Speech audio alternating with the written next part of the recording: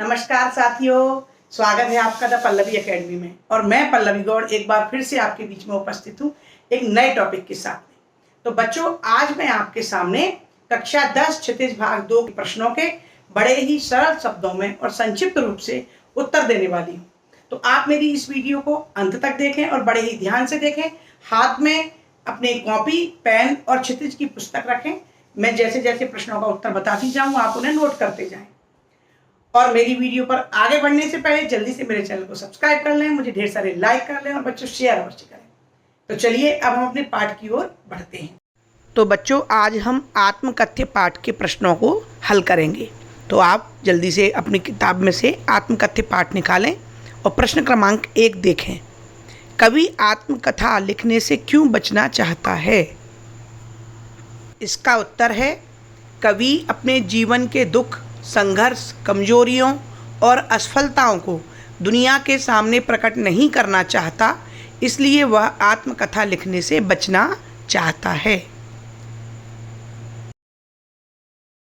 आत्मकथा सुनाने के संदर्भ में अभी समय भी नहीं, कवि ऐसा क्यों कह रहा है? इसका उत्तर है बच्चों, क्योंकि कवि ने अभी तक जीवन में कोई ऐसी सफलता प्राप्त नहीं की है जिसका वर्णन वह अपनी आत्मकथा में कर सके, और कवि का मन व्यथित है, इसलिए वह अभी समय नहीं है कह रहा है। स्मृति को पाथेय बनाने से कवि का क्या आशय है? इसका उत्तर है बच्चों, कवि अपनी पत्नी के साथ बीते हुए सुख पलों की याद के सहारे ही अपना जीवन व्यतीत कर रहा है, इसलिए उसने स्मृति को पाथेय बनाने की बात कही है। भाव स्पष्ट कीजिए। इस प्रश्न में दो प्रश्न हैं, यानी कि 2 अलग अलग पंक्तियाँ आई हैं, उनका अर्थ अपने को करना है। तो क मिला कहाँ वह सुख जिसका मैं स्वप्न देखकर जाग गया, आलिंगन में आते आते मुस्कुरा कर जो भाग गया। इसका उत्तर है बच्चों, इस पंक्ति का आशय है कि कवि ने अपने जीवन में सुख पाने का एक सपना संजोया था, किंतु वह भी उसे पूरी तरह प्राप्त नहीं हो सका, अर्थात सुख का समय आते आते ही रह गया, वह उसे पूरी तरह नहीं मिल पाया।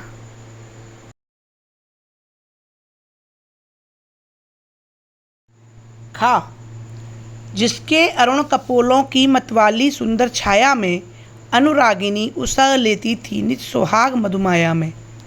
इन पंक्तियों का आशय है कि कवि अपनी पत्नी की याद करते हुए कहता है कि उनकी पत्नी के लाल लाल कपोलों की लालिमा से ही प्रातःकालीन उषा अपने सुहाग में लालिमा भरती थी। उज्ज्वल गाथा कैसे गाऊं मधुर चांदनी रातों की कथन के माध्यम से कवि क्या कहना चाहता है?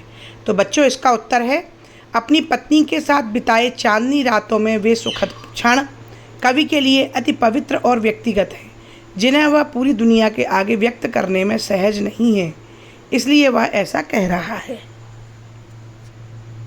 आत्मकथ्य कविता की काव्य भाषा की विशेषताएं उदाहरण सहित लिखिए। तो देखिए बच्चों, यहाँ पर हम लगभग 2 विशेषताएं चर्चा करते हैं।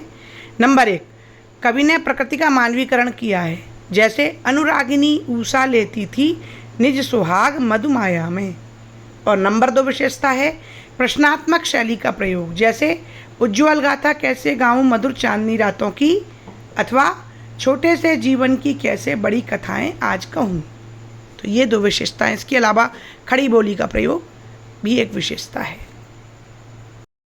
कवि ने जो सुख स्वप्न देखा था उसे कविता में किस रूप में अभिव्यक्त किया है?